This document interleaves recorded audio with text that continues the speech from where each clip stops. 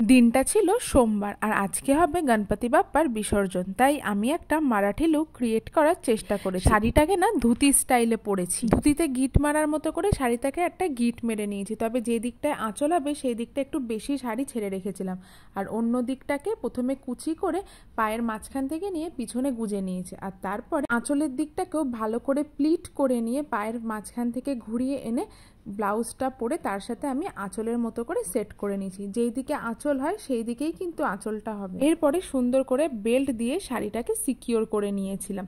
এরপরে বাঁধতে হবে চুল। সাধারণত এরকম ধুতি স্টাইল শাড়ির সাথে না একটু উঁচু করে বান বাঁধলেই ভালো লাগে।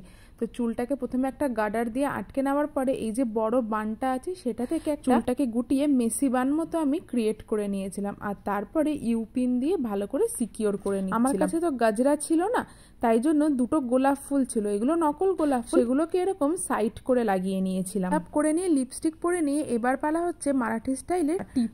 ইউপিনের মধ্যে যে সিঙ্গার টিপ হয় সেটাকে লাগিয়ে এরকম উল্টো দিক করে আমি একটা চাঁদের মতো পরে নিই। গলায় পরে নিয়েছিলাম একটা সোনার নেকলেস, আর এই যে পুরো লুক আমার কমপ্লিট হয়ে গেছে। সাধারণত সিল্কের শাড়ি, যে শাড়ির ফলটা খুব ভালো পরে, সমস্ত শাড়িতে কিন্তু এরকম ধুতি স্টাইলে শাড়ি পরতে সুবিধা বেশি হবে। একটা সিক্রেট কথা বলি, কুচি করে শাড়ি পরার চেয়ে এরকম ধুতির মতো শাড়ি পরতে আমার বেশি সোজা লেগেছে। চলো আমরা তিনজনই রেডি হয়ে গেছি, আমাদের কেমন লাগছে কমেন্টে কিন্তু নিশ্চয়ই জানাবে।